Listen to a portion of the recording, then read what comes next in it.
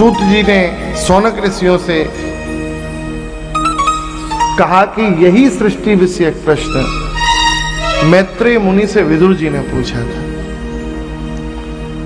अब 3 संवाद प्रारंभ हो गए, सुखदेव जी और परीक्षित जी का, सूत शौनक ऋषियों का, और अब तीसरा संवाद प्रारंभ होगा मैत्रेय विदुर का।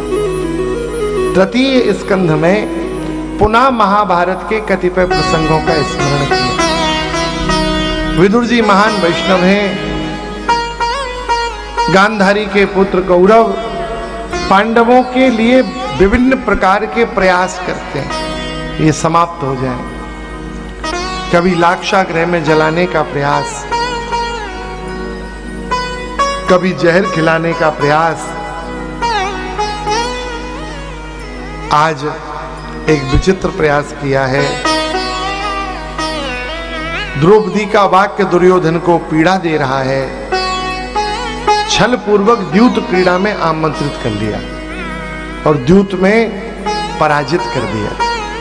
एक एक करके पांडवों को जीत लिया, राज्य को जीत लिया, संपत्ति को जीत लिया, और अंत में मीठी मीठी बातें कर कर कि हमारी तो कामना केवल इतनी है कि आपसे खेल हो जाए, हमें आपसे संपत्ति आदि कुछ चाहिए नहीं, केवल खेल बन जाए। तो वो खेल संपन्न हो, इसके लिए एक काम करो, भाभी द्रौपदी को लगा दो। एक भी दाव आप जीत जाएंगे तो हम आपको सब वापस दे देंगे। हम कहां आपस में कोई हार जीत की बात कर रहे हैं, खेल ही तो खेल रहे हैं।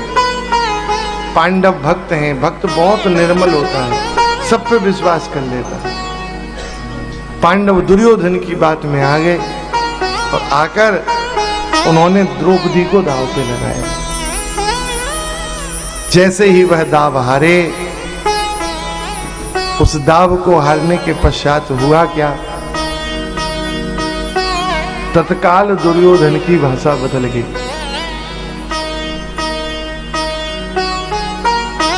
तुरंत दुशासन से कहा, जाओ 5-5 पुत्रों वाली द्रौपदी कैसे सती है, ले आओ यहीं सभा में। सभा में ले आओ। द्रौपदी को सभा में बुलाया गया। यदा सभायाम गुरुदेव देव्याः केशाभिमर्शं सुतकर्म गृह्यं न वारयामास नृपस्नुषायाः स्वास्त्रैर्हरन्त्या कुछ कुंकुमानि।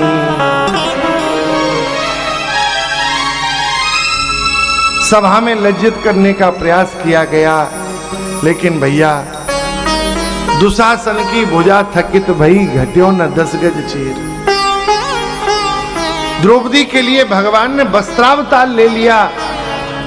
नारी बीच साड़ी है कि साड़ी बीच नारी है, नारी ही की साड़ी है कि साड़ी ही की नारी है।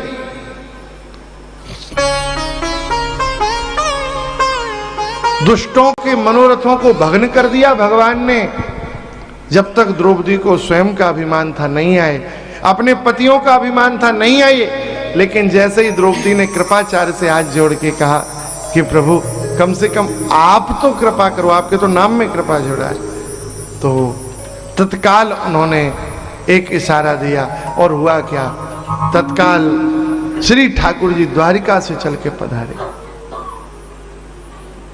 जब पूछा गया कि रक्षा कौन करेगा, तो एक इशारा भर दिया था कि वह एकमात्र सुदर्शन चक्रधारी।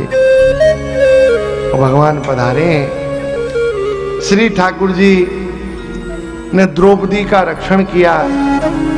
आज विदुर जी धृतराष्ट्र के पास पहुंचे और विदुर जी ने कहा, स एष दोषः पुरुषद्विडास्ते ग्रहान प्रविष्टो यमपत्यमत्या। महाराज ये साक्षात दोष ही आपके घर में जन्मा है। यमराज का वास हो जाएगा, सब पूरी हस्तिनापुर नष्ट हो जाएगा यदि इसको आपने उचित समय पे उचित दंड नहीं दिया तो। मेरा निवेदन है, आप नहीं दे सकते हैं तो मैं प्रधानमंत्री होने के नाते मुझे आज्ञा दीजिए, मैं इसे पकड़ के कारागृह में डाल देता हूं। ये दुर्योधन नहीं है, ये साक्षात दोष का जन्म हुआ है। लेकिन पुत्र मोह में मोहांध धृतराष्ट्र ने विदुर जी को कुछ नहीं कहा। विदुर जी ने अकेले में नहीं कहा, भरी सभा में कहा, वहां दुर्योधन भी बैठा था। और जब विदुर जी के द्वारा ऐसे वचन सुने तब तो महाराज दुर्योधन खड़ा हो गया। इतने भले बुरे शब्द कहे हैं, अब हम आपको क्या बताएं। लेकिन श्री विदुर जी प्रसन्न हैं और हंस रहे हैं। ये दुष्टों के वचनों को केवल वैष्णव ही सुन पाता है। जैसे बारिश की तीक्ष्ण बूंदों को पर्वत सहन करते हैं, ऐसे खल के वचनों को संत सहन करते हैं।